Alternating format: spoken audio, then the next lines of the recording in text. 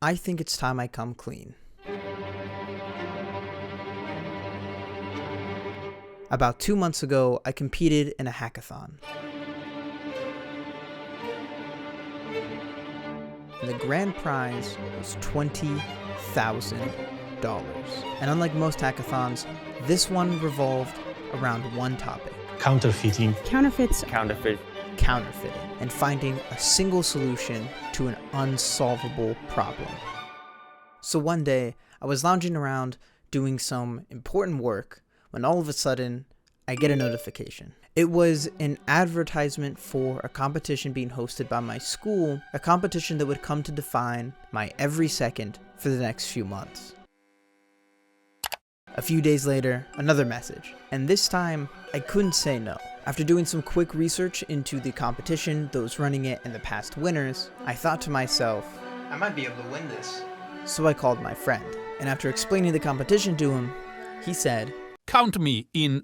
And so we signed up, registered a team, and the race was on. Now, without going into the details and nuances of anti-counterfeiting, a basic summary of the issue is that every day, millions of dollars worth of stolen, knockoff, and counterfeit products slip through processing facilities across the country and make their way into the domestic market. Now, since the global pandemic and the subsequent rise of online shopping, this daily number is ever increasing, and the money earned from these counterfeit goods can oftentimes be traced back to foreign and international terror and organized crime groups. So now you're probably wondering how I am going to find a solution for this. And the answer, dear viewer, is hope. And after a couple days of research, I found anti-counterfeiting's biggest point of failure: volume. The issue of counterfeiting isn't just about the fact that counterfeit products exist and people are buying them, but the biggest issue is that it's almost impossible to deal with how many of these packages need to be processed every single day. Because there's so many packages that are being shipped due to the increase in online shopping, it becomes easy for these counterfeit products to slip through our systems. So I thought up a system of devices, programs, and policies that I thought might be able to help. And after another week or so of more research, the final submission deadline was rapidly approaching. Now, at this point, I had a solid idea of what the final project would look like. And now I just needed to write my final submission documentation, make a demonstration video, and create a working prototype. And at this point, I had 1 week left, so I messaged my partner, and after that, I got back to work. Now, by Wednesday, I had rewritten the 10-page documentation about 5 times, and hadn't even started on the video that I still needed to write, film, and edit. Worrying, I messaged my partner again. 2 more days pass, and it's now Friday night, 3 days before the submission on Monday.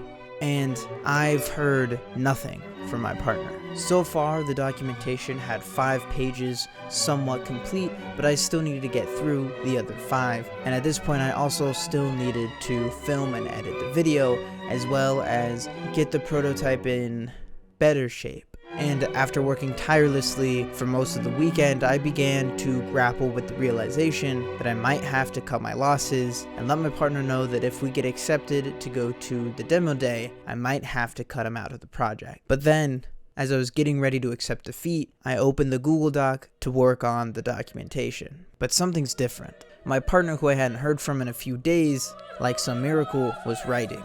Line after line, page after page. He wasn't just getting through the 5 pages that I still needed to write, but he was fixing all of the garbage that I wrote in the first half of the documentation. And along with that, I started to get swarms of messages that all summed up to one thing: he was getting to work on fixing the prototype. And just like some Deus Ex Machina, our project seemed saved. But I couldn't relax yet. We still had 1 day left before the submission, and I still needed to catch my partner up on all the details that he had missed in the meetings, as well as edit and finalize the video for the submission. And after what seemed like the longest night ever, we'd finally finished everything and were ready to hit that sweet submit button. And all that was left to do was prepare and go to the demo day. Once we got there, it was surprisingly uncrowded. There were 6 teams total that were invited to demo day, and these guys were some heavy hitters. We had seniors, master's students, and PhD students. Of course, that meant that we were the youngest competitors there. Not only was everyone there older than us, but they were also clearly more experienced than us in programming, in policy, and in anti-counterfeiting. And of course, we started to become worried. But at this point, there's no turning back. The only thing we could do was sit, wait, and hope for the best, as they started to go down the list of names, and it was our turn to present. If you go ahead and look at the title for this video, you'll know what the outcome was. Just a couple weeks ago, I finally was able to get the money, and we were officially crowned the winners of the grand prize of $20,000. It was a long road with lots of work, but in the end, the time sacrifice was worth it.